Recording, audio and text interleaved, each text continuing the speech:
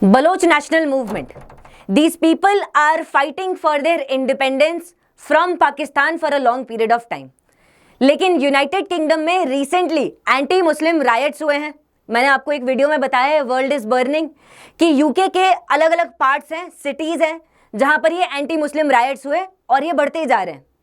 लेकिन अब इन्हीं रायट्स के बीच में बलोच लोग पाकिस्तानियों के खिलाफ राइटिंग कर रहे हैं और प्रोटेस्ट ऑर्गेनाइज कर रहे हैं.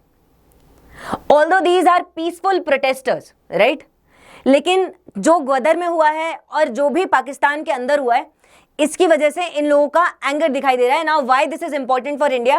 बिकॉज इंडिया का पड़ोसी देश है, हमारे लिए कॉन्स्टेंटली प्रॉब्लम क्रिएट करता है. बट आखिर बलोच में प्रॉब्लम क्या है, what India can do about it, ये हमारा आज का फोकस रहेगा. That what we can do about it, right? हम डायरेक्टली तो सपोर्ट नहीं कर सकते, अदरवाइज हमारी जो लेजिटिमेसी है वो खत्म हो जाती है. देखो, अगर हम डायरेक्टली यहां पर बोलेंगे कि नहीं हम यहां पे हमले करवाते हैं, अगर हम स्ट्रेट फॉरवर्ड ऐसा बोल देते हैं ओवर्ट वे में, not in covert way, overtly, तब क्या होगा? पाकिस्तान बोलेगा कि फिर हमारे टेररिज्म के खिलाफ क्यों इतना बोलते हो? हमने जब हमले किए या हमारे जब मुजाहिद ने हमले किए, सो कॉल्ड मुजाहिद, you know what are these, ये आपको पता ही है, तब आप क्यों इतना बोलते हो? तो डायरेक्टली तो हम कुछ नहीं कर सकते, but let's see what can be done about it. पीछे से क्या पता कोवर्ट एक्टिविटीज क्या होती है, we don't know exactly, but हाँ अननोन गनमैन की रिपोर्ट्स आई थी by the way, but that is again ambiguous. ये बलूचिस्तान का रीजन स्टार्टिंग से देखो, जब 1947 में इंडिया पाकिस्तान बिकेम इंडिपेंडेंट अगस्त में, तब ये जो रीजन है 200 से ज्यादा दिनों के लिए एक्चुअली इंडिपेंडेंट था. लेकिन बाद में मोहम्मद अली जिन्ना और ब्रिटिशर्स ने इनको बिट्रे किया और इनको मर्जर के लिए फोर्स किया, और दैट्स वाई इनको जबरदस्ती मर्ज होना पड़ा. लेकिन जब से ये मर्ज हुए हैं तब से इनकी प्रॉब्लम्स खत्म नहीं हो रही है, क्योंकि geography wise these are very close to Iran. अब ईरान पर्शियन गल्फ पे सिचुएटेड है, तो कनेक्टिविटी यहाँ से बहुत अच्छी मिल जाती है पाकिस्तान को, राइट? एंड इनका जो एरिया है मोस्टली यहाँ पर हिल रीजन है, जो पाकिस्तान के पंजाब को डिफेंड करने के लिए बहुत ज्यादा जरूरी है, राइट? हिली एरियाज को आप ऑक्यूपाई करके रखते हो ताकि आपके प्लेन्स को वो डिफेंड कर सके, नहीं तो हिली एरिया कोई और ऑक्यूपाई करेगा और फिर आपके प्लेन्स की तरफ धावा बोल देगा, तो आपको वॉर में एक डिसएडवांटेज रहेगा. जैसे करगिल में हमारे पास डिसएडवांटेज था क्योंकि पाकिस्तानी हाइट्स पर चढ़ गए थे, तो हमारे 9 सोल्जर्स मारने की पॉसिबिलिटी थी, मरने की, और उनका 1 सोल्जर मरने की पॉसिबिलिटी थी. Despite that India occupied and India occupied the Tiger Hills and जो हिल्स हमारी थी वैसे, and we did well. But हाँ, ये आप देखो, ये पूरा लॉजिक है. अब इस लॉजिक के हिसाब से इन्होंने बिट्रेयल तो कर दिया, लेकिन अब इन्होंने क्या किया, इस प्रोविंस को ठीक से संभाल के नहीं रखा. अब देखो होता क्या है, जो बलोच लोग हैं इस साल भी प्रोटेस्ट कर रहे थे, मार्च कर रहे थे. क्यों? क्योंकि ऐसे इंसिडेंसेस हुए हैं जिन्होंने इनको फोर्स कर दिया है टुवर्ड्स मार्चिंग. ठीक है, ये इस्लामाबाद में आने पर यहाँ पर रियलाइज करते हैं कि मिसिंग पर्सन्स में कोई इंटरेस्टेड ही नहीं है. ऐसा बहुत सालों से, बहुत डेकेड से हो रहा है कि बलूचिस्तान में जो भी फ्रीडम के लिए फाइट कर रहा हो वो मिस हो जाता है, मिसिंग पर्सन हो जाता है. अब उसकी बॉडी भी नहीं मिलती, और जो लेडीज हैं, फीमेल्स हैं, उनको ये लोग जैसे तैसे अट्रॉसिटीज करते हैं. और उसके बाद बहुत सारियों को आप देखो तो मतलब ऐसा भी हुआ है, ऐसी चीजें हुई है जैसे कुछ लोग थे पाकिस्तानी इस्टेब्लिशमेंट के जिनको बलूचिस्तान में बुचर ऑफ बलूचिस्तान कहा जाता था. मतलब इस लेवल की बुचरिंग हुई है. एंड इसके साथ आप देखो लॉन्ग हिस्ट्री है इन एनफोर्स डिसअपियरेंस की, और ये एक्स्ट्रा जुडिशियल किलिंग्स है साफ साफ, लेकिन उसके बावजूद इसका कुछ सोल्यूशन नहीं मिलता. अब यहाँ पर चाइना भी इन्वॉल्व है. क्यों? क्योंकि चाइना का इंटरेस्ट है. आपका जो काशगढ़ से ग्वादर है, चाइना पाकिस्तान इकोनॉमिक कॉरिडोर, वो ऑफ कोर्स बलूच रीजन से पास होगा.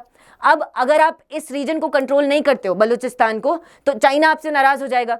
तो अब होती क्या है, बैकएंड डील्स होती है. जैसे चाइना और पाकिस्तान में बैकएंड डील होती है नेचुरल गैस के लिए, लिक्विफाइड नेचुरल गैस के लिए. बलूचिस्तान प्रोविंस है, और एक ईरान पाकिस्तान गैस पाइपलाइन की भी बात होती है इसी CPEC में. अब इसमें जो शेयर होता है, इसका 50% प्रॉफिट्स का शेयर किसको जाएगा? चाइना को. अब बाकी 48% किसको जाएगा? सेंट्रल गवर्नमेंट को पाकिस्तान में. अब बाकी 2% बचा करेगा क्या आदमी, राइट? तो ये सारी इश्यूज हैं. अब इसी के साथ साथ आप देख लो सीपेक इसलिए एक बहुत ही क्रूशल प्रोजेक्ट था, और हमने देखा भी है बार बार कि सीपेक की जो रोड्स हैं और सीपेक के जो इंफ्रास्ट्रक्चर प्रोजेक्ट्स हैं, यहाँ पे चाइनीज इंजीनियर्स की अननोन गनमैन ने या फिर बलूचिस्तान के जो एक्सट्रीमिस्ट हैं उन्होंने किलिंग की basically. So this national movement has been turning violent because बहुत सारे डेकेड से उनकी बात नहीं सुनी जा रही थी, बट बहुत सारे ऐसे प्रोटेस्ट भी हुए, मास प्रोटेस्ट भी हुए. एंड अलॉन्ग विद दिस इसके पैरेलल्स ड्रॉ किए जाते हैं कॉलोनाइज्ड रीजन से. कश्मीर यहाँ पर शायद गलत लिखा हुआ है, बट प्राइमरली आप देखो बोस्निया हुआ, फलस्तीन हुआ, ये आपके ये जो लोग हैं ये ऐसा बोलते हैं कि इन्हीं की तरह हमें कॉलोनाइज कर रखा है. अब इसी के साथ साथ देखो, अगर आपको और स्ट्रक्चर्ड वे में तैयारी करनी है और अच्छे से पूरा IR हो, चाहे जितने ऐसे सब्जेक्ट्स हो, अच्छे से प्रिपेयर करने हैं, तो आप यहाँ पर ये देख सकते हो। इंग्लिश मीडियम की बैचेस चल रही हैं करोल बाग में। डेट्स यहाँ पर आप देख ही रहे हो, नई बैच स्टार्ट होने का, अभी ज़्यादा क्लासेस नहीं हुई हैं, अच्छा मौका है। इनफैक्ट हिंदी मीडियम में आप देखो बैचेस और भी अभी आने वाली है। हिंदी मीडियम मुखर्जी नगर में चलेगी, और ऑफलाइन बैच का मजा ही कुछ और होता है, क्योंकि ऑनलाइन क्या होता है, आप लोग इधर उधर से कमेंटिंग करते हो, वॉचिंग इन योर बेडरूम या जहाँ से भी आप देखते हो वीडियोस, लेकिन ऑफलाइन में आप प्रॉपरली बैठते हो और सिस्टमैटिकली जो भी आपको एक्सपीरियंस टीचर बता रहा होता है, ये आप जानते हो बहुत एक्सपीरियंस है, सारे के सारे वेल नोन है, तो उनको आप देखते हो and you are able to understand things, तो आपकी जो अंडरस्टैंडिंग है वो अलग बनती है। So that's why this batches. और आप देखो मुखर्जी नगर में हिंदी मीडियम की चलेगी, और इसी के साथ साथ यहाँ पर आपके प्रयागराज की बैचेस हैं, ये आपकी इंग्लिश एंड हिंदी दोनों में चलेंगे। So that is there. और यहाँ पर तीनों ही बैचेस का जो फीचर है वो ये है कि CSAT भी इसमें इंक्लूडेड है, ऐसे भी है, करंट अफेयर्स भी है, मेंटर से बात करनी है मेंटर से आके बात कर लो, राइट। सो सारे ऐसे फीचर्स हैं। और ज़्यादा इंक्वायरी के लिए आप वीडियो के डिस्क्रिप्शन में लिंक कर सकते हो, लिंक को क्लिक कर सकते हो, एंड ऑफलाइन सेंटर भी विजिट कर सकते हो। कोर्स नहीं भी खरीदना है तो एक बार आ जाओ, एक बार स्ट्रैटेजी वैटेजी डिस्कस कर लो, काउंसलिंग भी ले सकते हो एक प्रॉपर, वो अच्छा ही होता है एग्जाम के लिए। 2025 का एग्जाम दूर है तो आराम से आप एक अच्छी स्ट्रैटेजी लेके जा सकते हो। एंड अनअकैडमी का ऐप है, अगर कंटेंट वंटेंट चाहिए तो आराम से इसको इंस्टॉल कर लो ऐप को, अगेन जिसका जो लिंक है आपकी वीडियो के डिस्क्रिप्शन में प्रोवाइडेड है। We have been colonized. Although Palestine again it is sort of a midway for India. हम ऐसा नहीं मानते कि ये colonized है. We believe in a two-state solution, and we also think that there should be a two-state solution, but that too through a peaceful dialogue. Violence नहीं होना चाहिए. इंडिया की ऑफिशियल पॉलिसी है ये। बट अगेन आप देखो ऐसे पैरेलल्स हैं कॉलोनाइज्ड रीजन से, जैसे पहले कॉलोनियल कंट्रीज होती थी, वैसे इस रीजन को यहाँ पे कहीं ना कहीं वो किया जाता है। और अगर आपको लगता होगा कि अभी ये जो इंडिया के खिलाफ इतने सारे नैरेटिव्स बन रहे हैं ना, अननोन गनमैन, टेलीग्राफ की रिपोर्ट, या फिर कनाडा की निज्जर ने जो कनाडा में जस्टिन ट्रूडो ने जो निज्जर की किलिंग के बारे में उनके पार्लियामेंट में बोला कि इंडिया से अननोन गनमैन आते हैं, हमारे लोगों को मार देते हैं, फ्रीडम डेमोक्रेसी के खिलाफ। तो आप ये देख लो, दिस इज अ 2020 इंसिडेंट, हमारे काफी पहले। ऐसा नहीं है कि अगर किसी की नेशनल यूनिटी के खिलाफ, सपोज जो आपकी नेशनल यूनिटी है उसके खिलाफ कोई भी यहाँ पर कुछ करता है, तो even Pakistan government is not behind it. और इस गवर्नमेंट का पाकिस्तानीज का जो नॉन स्टेट एक्टर्स को सपोर्ट है, दैट इज वेल नोन। तो दैट इज देयर। हम तो at least we are better, we don't support terrorist, we say we are not differentiating between good and bad terrorism, we don't support terrorism at all, right, we have zero tolerance policy. तो that is there. अब यहाँ आप देखो ये जो countries है इनका role क्या है। अगर यहाँ पाकिस्तान में बलूच रीजन में कुछ हो रहा है तो क्या ये कंट्रीज फेवर में नहीं आती?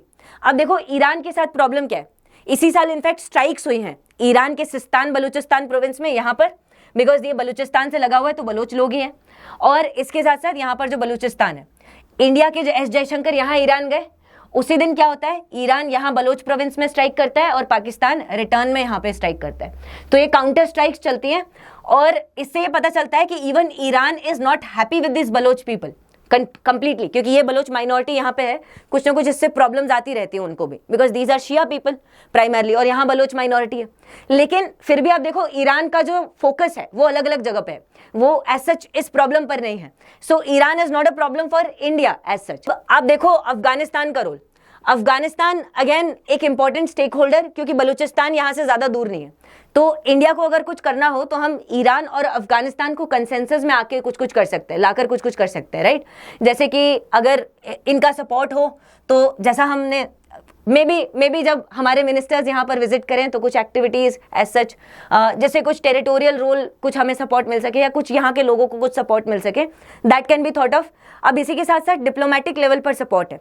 डिप्लोमेटिक लेवल पर हो सकता है कि इंडिया बहुत ज़्यादा पब्लिक में आकर इनके जो वायलेंट एक्टिविटीज़ है या फिर एक्सट्रीमिज्म है इसको सपोर्ट ना कर पाए, but at least we can support at a moral level that these people are subjugated. और जैसे पाकिस्तान ने हर फोरम में स्पेशली इस्लाम को यूज़ करके, Islamic conference, organisation for Islamic conference हुई या दूसरी ऐसी फोरम्स हुए मुस्लिम कंट्रीज़ के, वहाँ पर पाकिस्तान ने नैरेटिव बनाया फॉर कश्मीर।